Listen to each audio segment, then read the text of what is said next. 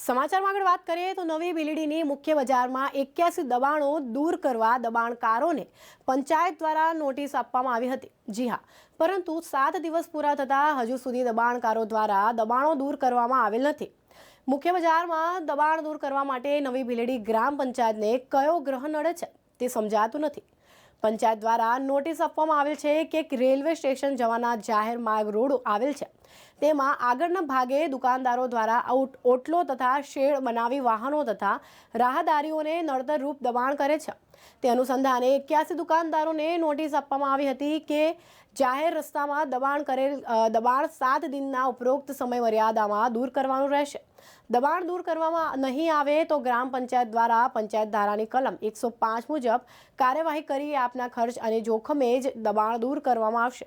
પંચાયત દ્વારા આપવામાં આવેલ નોટિસમાં ઉલ્લેખ કરવામાં આવેલ છે।